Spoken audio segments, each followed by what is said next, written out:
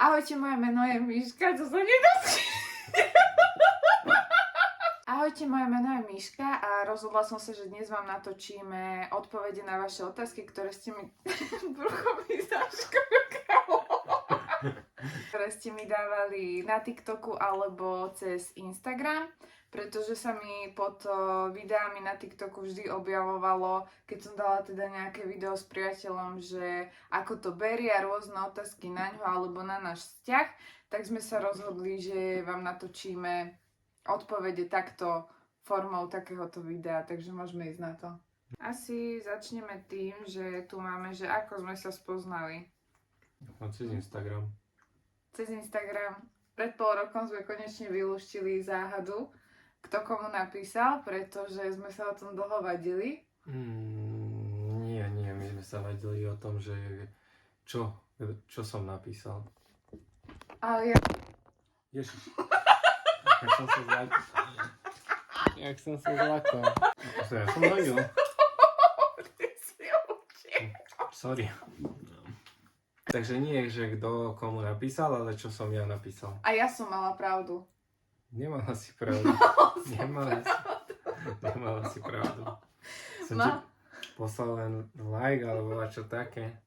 To je dnešná doba, že si píšeme lajky. Ale spoznali sme sa cez Instagram a boli sme možno 2-krát spolu vonku.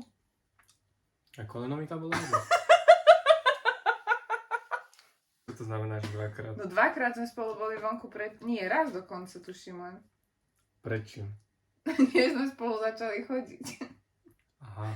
On sa ma vôbec neopýtal, že akože či s ním budem chodiť, my sme to tak to je ako samozrejme. vyhodnotili zo situácie. Dobre, ako dlho sme spolu? Koľko ste spolu, tak? 6 rokov. 6. 6 a už za chvíľu v novembri to bude už aj 6,5 roka. Možno. Čo? Chceš čokoládu? Nie. Vie tvoj priateľ variť? Ak áno, čo najlepšie uvaril? Vieš? Tak. Viem variť. Jasné, že viem variť. Vie variť, ale ja si myslím, že ja som asi už teraz o trochu lepšia kuchárka, či? Ale takto, tým, že ja sa venujem teraz že viac vareniu, tak si myslím, že varím lepšie, ale zase viem, že kebyže začne variť Kajo, tak by navaril rovnako dobre, možno, že aj lepšie. A sú nejaké jedlá, na ktoré si napríklad, nie že netrúfnem, ale nechávam, aby ich varil Kamil, lebo ich robí najlepšie. A najlepšie, čo si asi uvaril? No čo som uvaril najlepšie, no to by ma zaujímalo. Počkaj.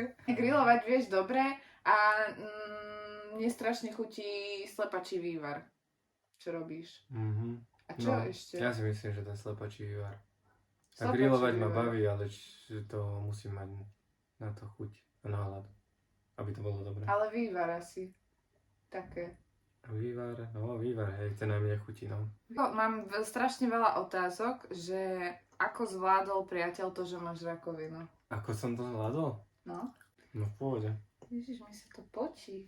Daj si to takto, však to nevadí, že budeš mať vyhrnuté, však všetci vedia, že si tam mala pik. Tak to nehaj, že to vyzerá Mi sa to tetovanie. normálne počí. Čo sa ti Chápeš? potí? Však ruka sa ti potí. No, Však normálne, nehaj takto, však to môže byť. takto si to však No. dám. Ako som to zvládol, však postupne, normálne, však jak to prichádzalo, tak jak proste, ja to neviem opísať, však jak všetky takéto somariny v živote, ne? Ja ako nezrútim sa hneď, proste sme bojovali, no čo? A furt bojujeme, ne? No, tak, postupne. Také pomalé dávkovanie, lebo tak... Akože však keď sa to zrúti všetko naraz, samozrejme, lebo keď sa rúti, tak sa rúti všetko naraz.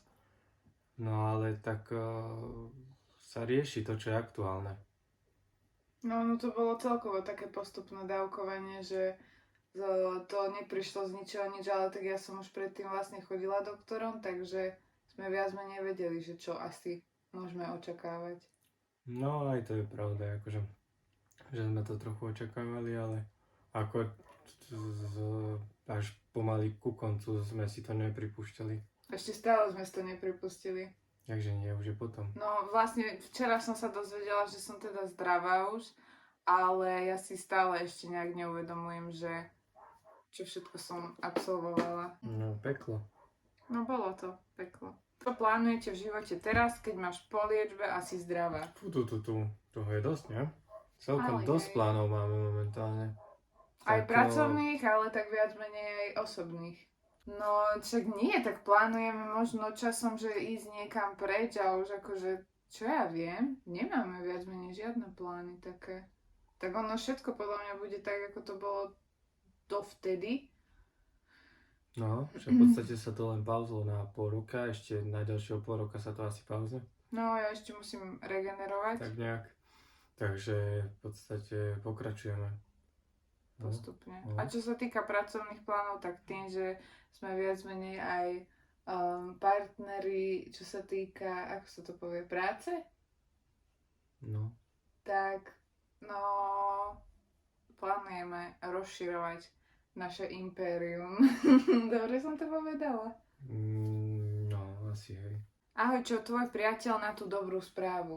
No, tešil som sa. Sa teším stále. Naozaj? Ale tak nejak som s tým počítal. Viac som sa bál pri tom prvom PCTčku, že pokiaľ by ako nezaberala tá liečba, tak to by bol prúser. A tu už sme vedeli, že akože, že aspoň tá agresívna jak tak zabera. Takže som ani nič iné nechcel počuť. Akože ja som tam išla s tým, že som teda bola viac menej pripravená na obidve varianty, alebo aspoň som si to teda myslela, ale kebyže mi povedia asi, že to nie je ešte úplne ono, tak asi by som z toho bola taká mimo. Ale ja som sa veľmi tešila a my sme včera vlastne si ten včerajší deň užili, nie? No, extrémne. A ešte veľa takých dní určite bude, takže... Máš s priateľom pekný vzťah? Pekne. Do dnešného dňa. Už naberám viac menej Už silu. má séria. Už naberám silu a už sa vraciam späť k sebe. Čiže už sa zo mňa znova stáva taký tyran vo vzťahu. Dobre hovorím? Výborne, pokračujem. Ale nie, akože my máme podľa mňa veľmi pekný vzťah. Kamil? Máme pekný vzťah. Daj ďalšiu otázku. Nie, máme pekný vzťah, naozaj. Áno. Prestaň. Kaťa, ešte nejaká liečba vo forme tabletok a podobne, aby sa nedaj Bože tá pliaga nevrátila. No nečaká ťa už nič, okrem akože čo sa týka rakoviny. Čože? Bude chodiť iba na kontroly každé 3 mesiace. No a pokiaľ sa nič nevyskytne, tak bude chodiť iba na kontroly. Ono tam zostali proste nejaké také malé objektíky, ale z toho PCTčka to vyznieva tak, že teda už nie sú aktívne, alebo nie sú aktívne natoľko, aby vedeli znova niečo také väčšie rozbehnúť. Za to proste sú tam potrebné tie kontroly, ale veď to je normálne, akože chodiť na kontroly, ale aby teda sa to vedelo včas podchytiť, kebyže sa náhodou niečo znova naštartuje. Ale tabletky teda už neberiem žiadne, už beriem teda tabletky len na srdce, ale teda mala by som brať, pretože mám akože taký vyšší tep, ale to som mala odjak živa. Zmenila tvoje nemoc nejakým spôsobom váš vzťah s partnerem? Inak gratuluj k uzdravení si bojovnice. Ďakujem. Zmenila. Jak? Podľa mňa k lepšiemu. Ja osobne som si ťa asi viac začala vážiť. Akože, ja som si ťa vážila dosť aj predtým, ale idem plakať. Staral si sa o mňa neskutočne pekne. Bol si mi strašnou oporou. Zase idem revať. A akože myslím si, že kebyže ma nepodporil tak, ako ma podporoval, tak by som to asi psychicky nesla oveľa horšie. To nastavenie psychiky, tak 90% to má proste súvisť s tebou. Jak to mám povedať? Že to proste bolo také, že ľahšie celé. Podľa mňa nás to proste upevnilo viac.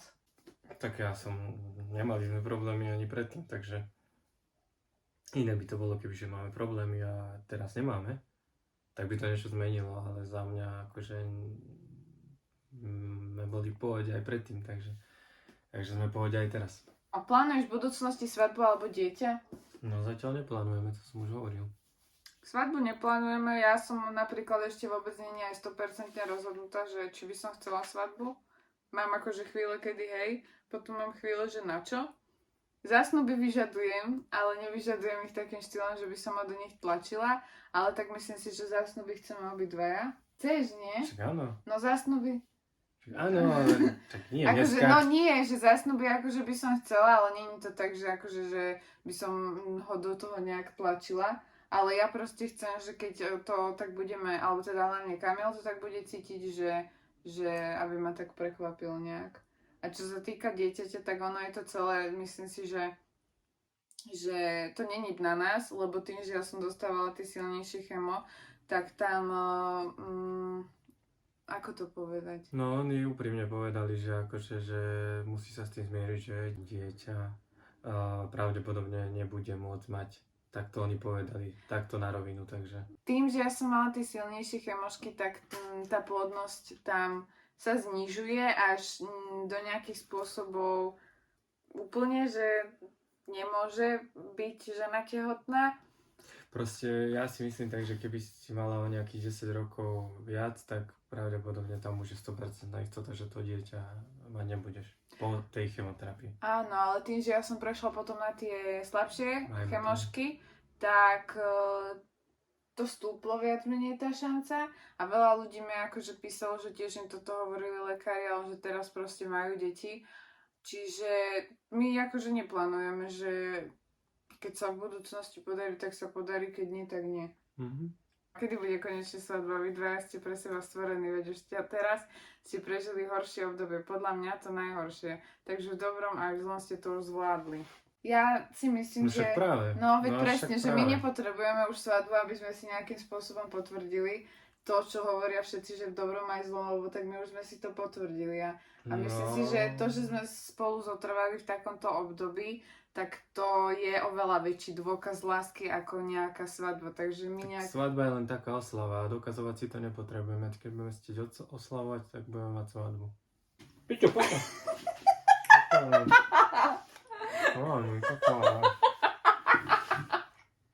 A ja vidím teba. Ty si dávaj pozor, aby... A milo špíla.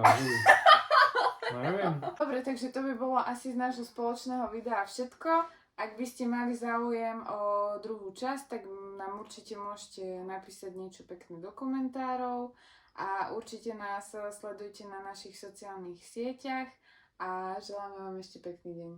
Krásny deň. A odoberajte nás. Čaute!